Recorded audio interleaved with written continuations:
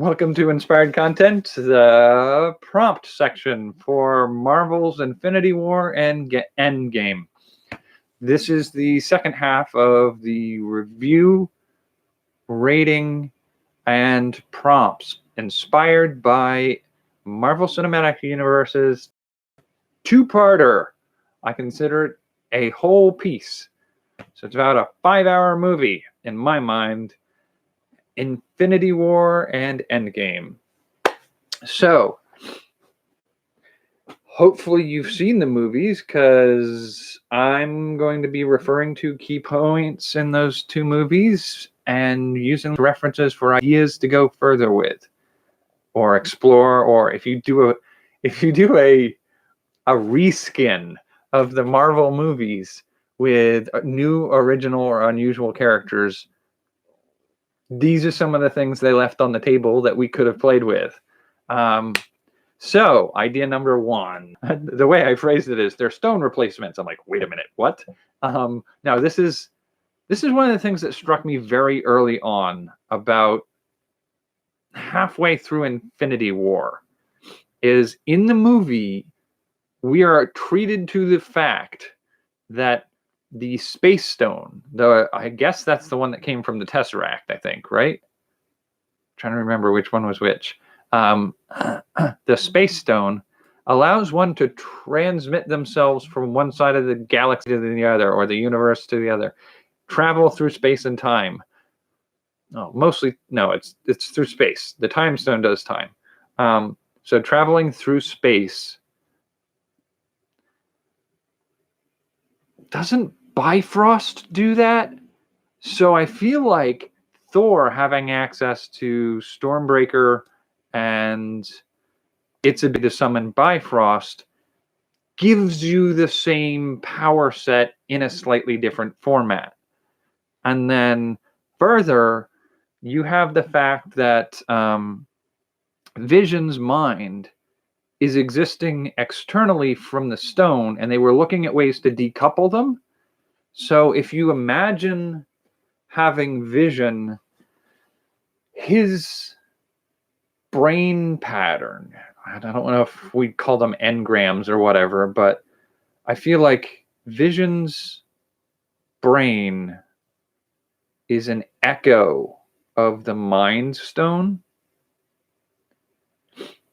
And here's where, like, the Marvel Cinematic Universe, I think, let us down a little bit. Scarlet Witch's powers are supposed to be able to alter reality. To me, that says she has powers similar to the Reality Stone. But they're not using her like that in the cinematic universe. She has, like, telekinesis and telepathy. That's not quite the same thing as, like, it's not the same thing. So it sort of falls apart on this score.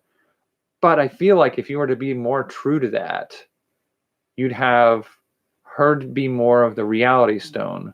You have Stormbreaker or Bifrost be the Space Stone, and Vision be the Mind Stone. And then I'm trying to remember, what are the other stones? The Soul Stone, for me, that seems to be the trickiest one to sum up.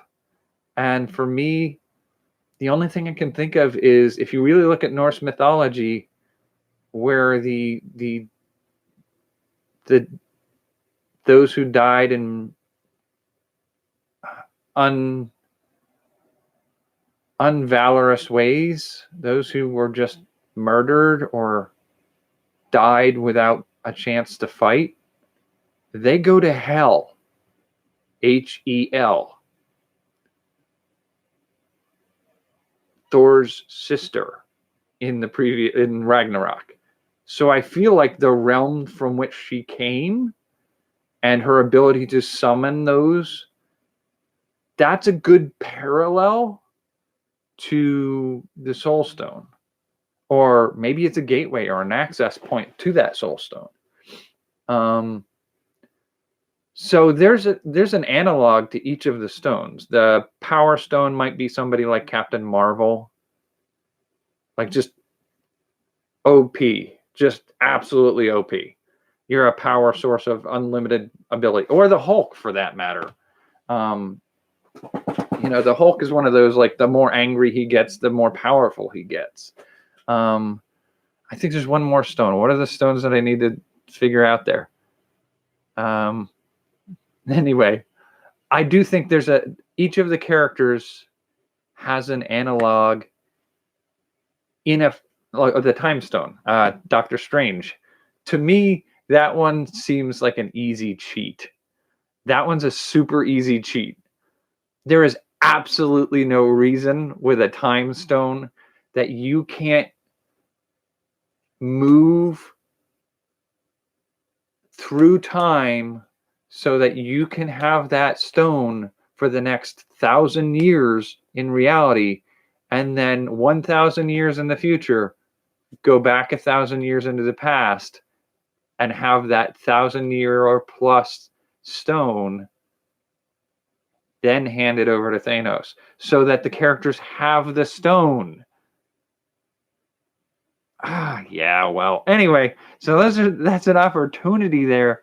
And you could do it in another type of story where you're doing something like the the five pillars of reality have certain features that, when taken away from the control or the access of a set of heroes or adventurers, spells doom and unredeemable power on the enemy, the villain of the series.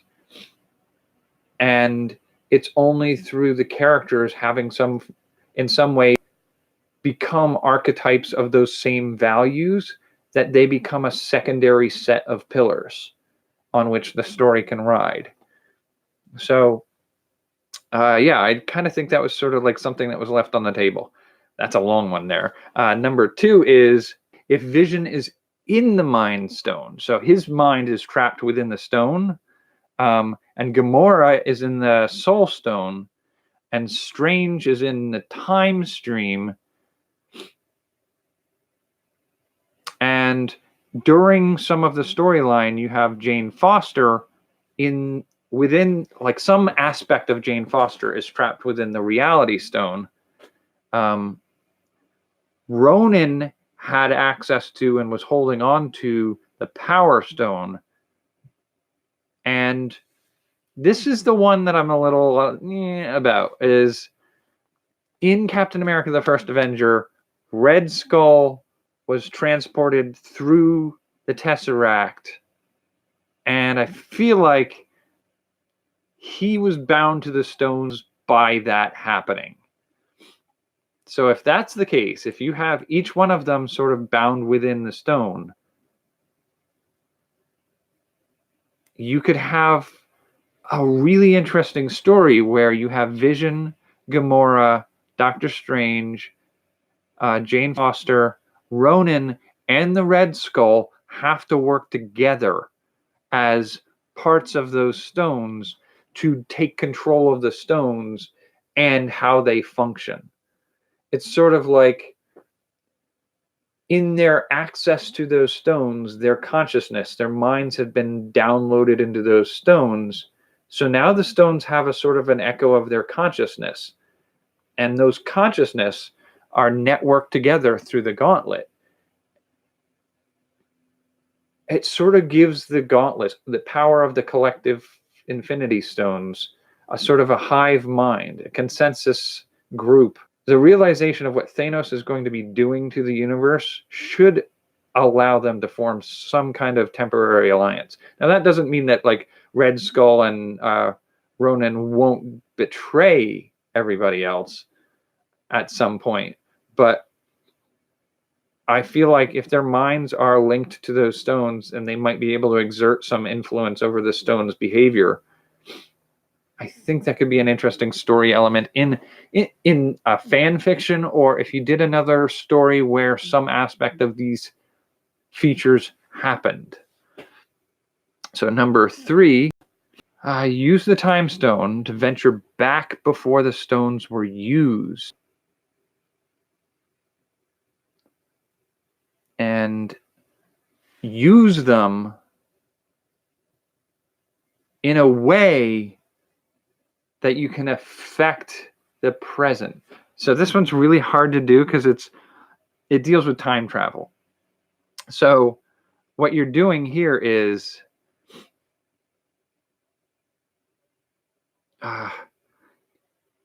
the whole timeline exists the way it exists up until Thanos snaps.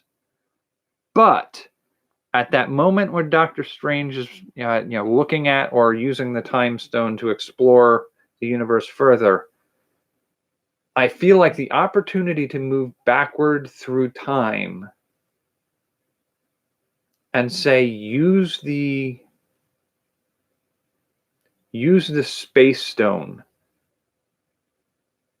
to say, at this moment in the future, it's like if you pair the space stone with the time stone, you'd be able to move objects in the future to other locations in the future. So you don't remove the stones from their time. It's sort of like a time delayed effect.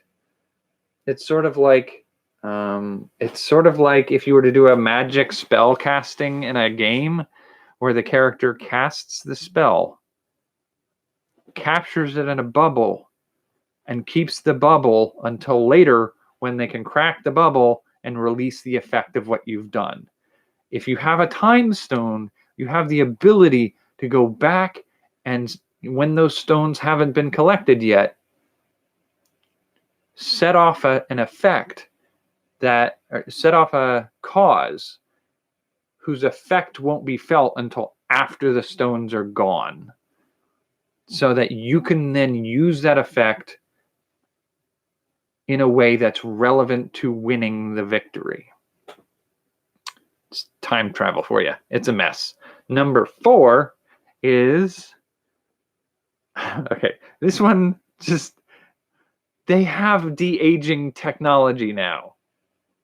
Just take the characters away to live a full life, de-age them, and then make the sacrifice needed for the Soul Stone later.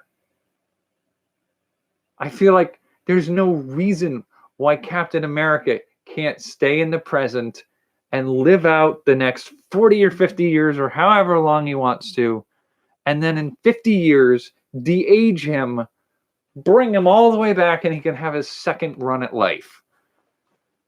There's no reason he can't do that. There's no reason why this Black Widow can't live a full, happy, functional life with the Avengers.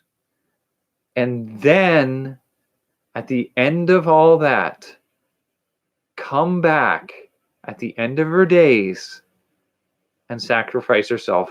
Then you have the ability to move through time. You have the ability to de-age people. There's no reason you can't do that. Okay, that's just me being grumpy about it, I think. Number 5.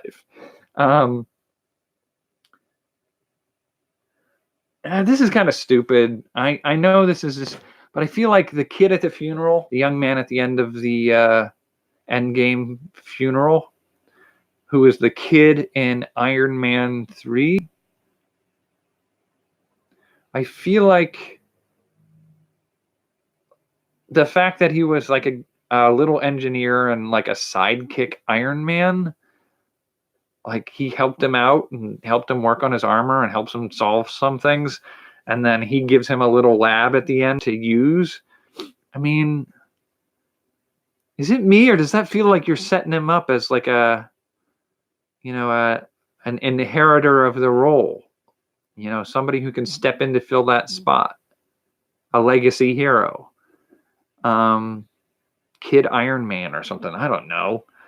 I know they did something like that in the comics. I wasn't a huge follower of that series, so I don't know. But I feel like you don't have that kid seem such an important part of Iron Man 3. And it was one of my issues with Iron Man 3 was like you're introduced to this kid. He seems like he's like secretly Iron Man's son, but they never give a lead up to it, and they never do a follow up to it. And then he just shows up at the funeral. I was like, they're giving him such a position that it feels more important than they're giving any reason for. It just bugs me that much. All right, and number 6. I don't understand why Nebula didn't volunteer to go get the Soul Stone. Like, I think there's a story that would be really neat to see where you have Nebula going with the early Gamora and having them there to get the stone, and the sort of, she's not reformed, but the heroic Gamora, or the heroic Nebula,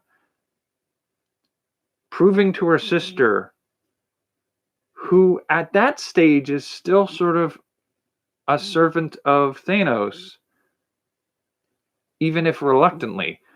If Nebula were to sacrifice herself to get the stone to Gamora so that Gamora can work with heroes to prevent Thanos from destroying half the life in the universe, I think as a story arc, as a character arc for Nebula, I kind of want to see that story.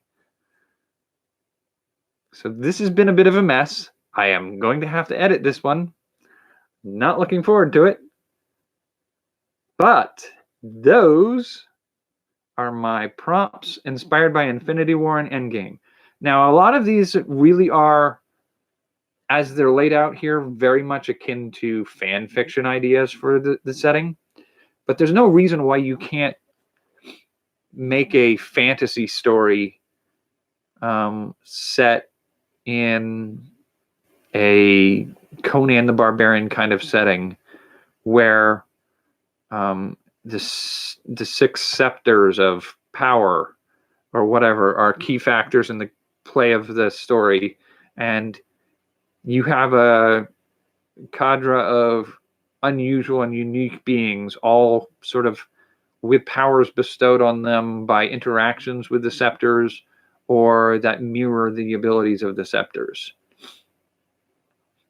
I mean, there's no reason why you can't redo the storyline in a new way and use some of these different directions or different character approaches, and you can stack them. There's absolutely no reason why you can't do a Nebula sacrifice with the